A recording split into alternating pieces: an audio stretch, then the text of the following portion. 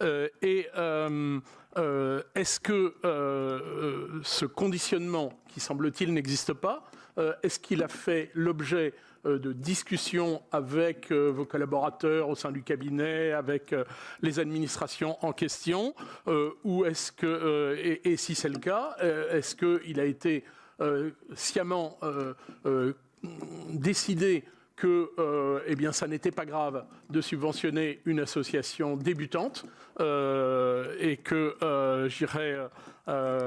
l'évolution assez rapide des questions auxquelles le Fonds Marianne est destiné à répondre, pouvait justifier en quelque sorte de retenir une jeune association, ou bien est-ce que tout ça est en dehors de votre visibilité de ministre, en dehors des radars? Merci Vincent. Madame la ministre, cette deuxième question, vous la gardez parce que le sujet qui est sur reconstruire le commun va arriver derrière et on calera. Non, merci. Vous allez prendre les autres questions. Alors, la première, vous pourrez répondre. La deuxième, vous la gardez en mémoire, mais c'est quand nous serons sur la deuxième association, un peu plus tard. Je demande à chacun de bien vouloir intervenir dans le champ de ce qui a été déjà présenté.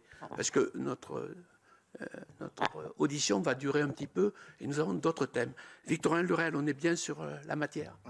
J'en suis pas sûr, Monsieur le Président, puisque j'avais l'intention d'interroger la ministre sur l'USPPM, qui est une association, une union de sociétés d'éducation physique et de préparation militaire.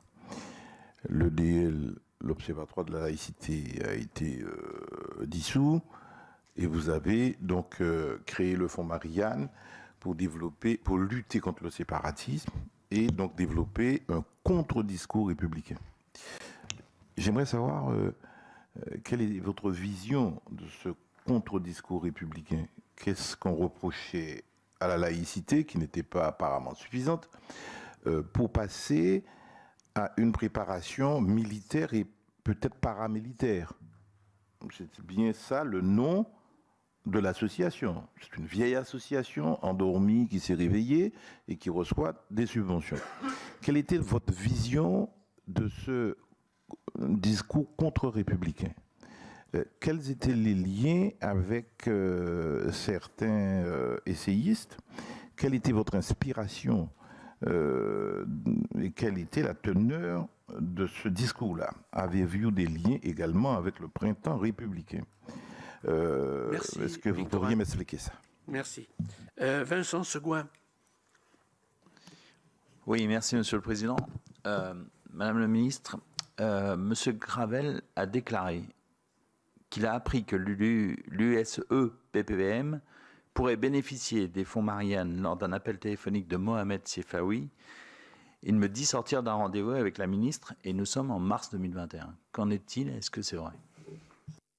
Merci. Daniel Breuiller. Merci, Monsieur le Président. Madame la Ministre, la question que je voudrais vous poser, c'est pour mettre en place ce contre-discours républicain, avez-vous demandé à votre cabinet, à l'administration, de chercher des acteurs ou de chercher des associations dont l'action était déjà visible et réputée? Parce qu'il y a pour moi une interrogation. Vous dites « je n'avais aucune raison d'appuyer M. Seffaoui ». Aviez-vous des raisons inverses de ne pas l'appuyer? Et comment se fait-il que l'administration semble dialoguer avec un acteur avant de dialoguer avec une association? C'est pour moi une interrogation. Il me semblait qu'on allait chercher dans les associations déjà engagées dans cette action plutôt que de cibler des acteurs